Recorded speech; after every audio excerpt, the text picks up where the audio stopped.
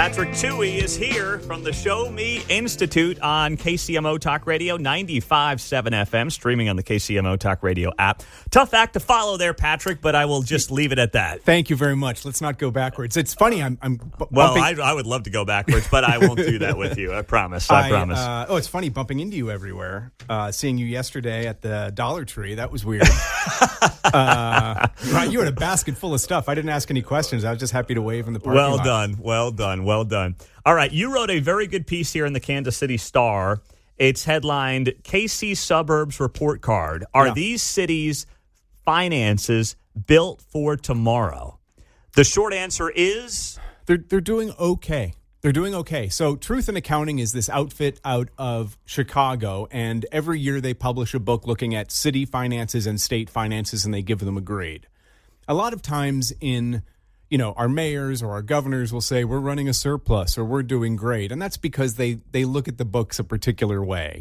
They may have a bunch of cash on hand. They ignore their long-term debts and say, we're running a surplus. Let's run all these new programs. Kansas City is famous for it. And so I wrote about Kansas City and St. Louis finances before, and they both got a D. And, if you divide up their obligations per taxpayers, it's $8,000, $13,000 per taxpayer. It's a mess. And that's not unique. A lot of cities are like that. But they didn't apply their methodology to smaller cities. And I know a lot of people in the Kansas suburbs probably consider themselves much better governed than Kansas City. I imagine that's part of the reason why a lot of people move out of the city. And it's probably true of Kearney and Liberty and Lee Summit as well. So I applied the Truth in Accounting methodology to Lee Summit, to Prairie Village, to Lenexa, I think, and just wanted to see how they scored. And they generally got B's or C's. They're running surpluses. And I was curious to know, you want your city to kind of have a rainy day fund in case something bad happens or inflation. And generally they're doing that.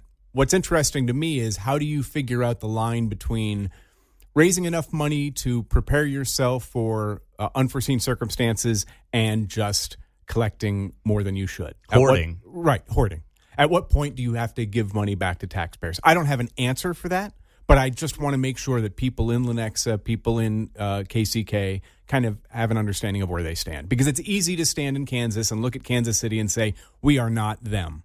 But when Overland Park starts preparing to give a bunch of money to Black and Veatch, or they're subsidizing this or that, or they're raising taxes, or they're building new town halls they don't need. What I see is, these little communities are starting to make the same bad mistakes that Kansas City has made for years, and the people there need to be much more vigilant to protect what they have. Well, the other part of it, too, is, you just look at some of the growth in their budgets over the last few years, right? Overland Park's doubled in the last 7-8 years. They're now looking at a $500 million budget. I know inflation's impacted everybody, but that's just obscene. And you're seeing it across the board. Johnson County, Kansas as a whole was $900 million less than a decade ago. Now it's $1.9 billion. Yeah. Mark Moses was a city manager, finance guy in a bunch of cities in California over the past few years, and he wrote a book about municipal finance. And the thing that he observes, which is brilliant and probably true of all these communities on Kansas side, is nobody who's elected to office ever asks the question, what's a city for? And so they've got these vision statements or mission statements, which sound great, but there's no bright line. It just says, we're going to lead the way and making everybody happy and providing a great experience. And that sounds wonderful. The problem is it doesn't limit what you can do. And I would love it if a city just basically said, we are here to provide foundational services to allow nonprofits and private companies to flourish. And that kind of gives you a bright line in there. But when your mission statement is, we want everybody to be happy and shiny and equitable, then the problem is when you're a city councilman, you can't say no to anything because everything falls within your purview. Well, they all have these comprehensive plans that they roll out, right? And they give them some fancy, dopey name, and that's going to be the thing that they're going to try to implement for the next Vision 10, 20 years. Yeah. I think Overland Parks is like Framework OP or something. They all have them, and they're just absurd because the notion is they can make the community great or greater instead of the people just making it a great community. And part of that, yes, that is 100% true. Part of that is we as voters, whenever something bad happens, we elect people and say, do something. And that encourages them to do something. They just want to be seen doing something. So they'll offer subsidies so they can go to a ribbon cutting. Hey, we built this building. Voters need to change their view. Voters need to say, look, pick up the trash, and frankly, we can probably do that privately. Pave the roads, provide for the police and the court system, and most everything else we can do on our own. Get out of the way. Keep our taxes low. School, how do you think they should be handling? I mean, that cat's so far out of the bag, I don't know. School districts are an entirely other thing. But, look, a lot of it is the same thing. Focus on, are we graduating kids that can read at grade level? Let's test them at 3rd grade, 5th grade, 7th grade, and let's do the things that contribute to reading, writing, and arithmetic. Let's not worry about teaching a ideology or a political thing. Let's just... I joke with my friends who are conservatives who, and again, like I've said before, I grew up in the South. My friends who are conservatives would all bemoan, we don't teach the Bible in school anymore. And I'm like, look, the last place you want the Bible taught is in public schools because they will screw it up. Oh, yeah. So they can't teach math. They can't teach reading. They shouldn't be teaching really anything else. Just get the basics done. But we want these grandiose vision statements. We want our children to be citizens of the world. We want them to be, self-actualized. Like, teach them how to read.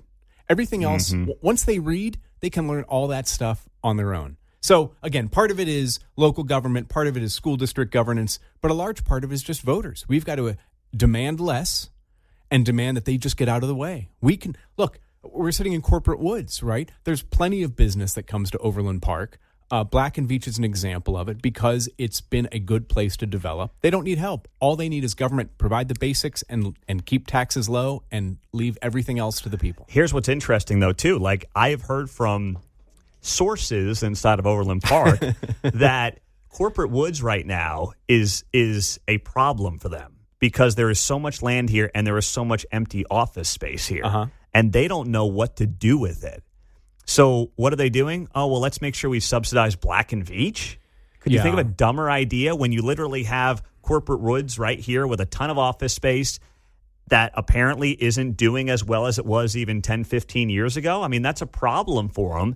And they don't really seem to want to put together, not that they need to have the plan because we don't want them being part of the solution, but they're only making whatever the solution is worse with their other ideas. Right. So it's activist government, which is making the problem worse. Imagine you're the retail commercial property manager for corporate woods, and you've got Black and Veatch a few blocks away that wants to build a bunch of office space, and by the way, won't have to pay taxes on that. Yep. You suddenly, how do you compete against that? It's going to be a newer facility, so even if it was market rate, it's going to be tough to compete with. And then you find out they don't have to pay taxes. And by the way, I continue to have to pay taxes.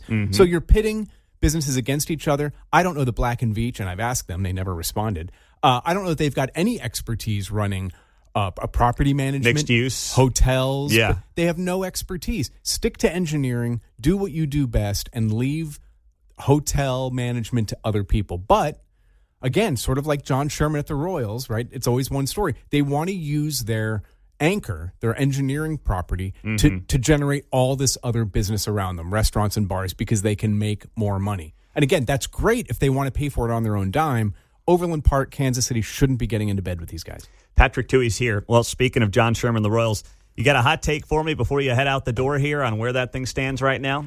I have been told by reporters, probably some of the same reporters that you talk to, that they have been expecting an announcement. They've been teased an announcement for weeks now that the Royals just aren't making. And supposedly they had 2 final locations, but they're dragging their feet.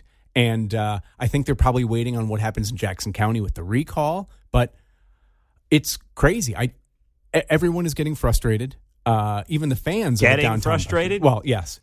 And I know this is crazy, but I kind of want to say it out loud in case I turn out to be right in a year. I think the odds that the Royals extend at Kauffman for 5 years is becoming more and more an option because they are running out of time.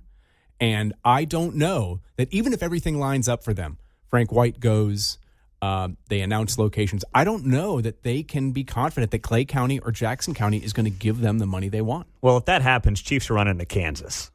No, I don't think the Chiefs like where they are. Well, I agree with that, but I don't think they want to be co-tenants anymore over there. I think they want them out. No, but I think they could re-up for 5 years too. These decisions don't need to be made right away. Yes, they want all of Truman Sports Complex, but I think what really needs to happen is the leadership at the Royals needs to get their act together. I'm trying to keep it clean for morning radio. Yeah. They need to get their act together and come up with a plan and move forward. And I don't know if it's Sherman. I don't know if it's somebody else in the leadership, but they are awful, and they're making everyone else angry. But here's the thing. I mean, we're then you've got to extend that 3/8 sales tax for, 5 years? I mean, that has to happen. Here's the thing. It doesn't have to happen. Now, they're going to want to negotiate. And if we've got somebody competent in Jackson County who can negotiate a good deal, say, we'll extend this for 5 years on the condition that you stay in Jackson County whenever you want to rebuild. Again, I don't know. But, John, it's been 493 days. It's almost 500 days since the April 2 vote. That's a news hook. I hope somebody does a story on that. It's been 500 days since the Jackson County vote. We know nothing more than we knew at the time. And that vote happened the way it did because we didn't know anything more. Like, how are you running a team when you can't make these basic decisions? And again, you've got Mike Parson, governor of Missouri, saying you guys have to make an ask. Mike Kehoe saying you've got to make an ask. Clinton Lucas saying you've got to make an ask. And now Clark Hunt saying urgency. And nothing is happening. It's crazy. Mm-hmm. I don't know what's going on the inside, but people are running out of patience with them. Well, if you listen to other radio hosts in town, they'll say you're crossing the T's and dotting the I's, and that would have been 5-6 months ago they were doing that, right, Mark? Give me that too. Give me that. Right. Give me that. Who is doing that again? Oh, thank you. I appreciate that. Hey, good to see you, Patrick. It's great to be here. All right.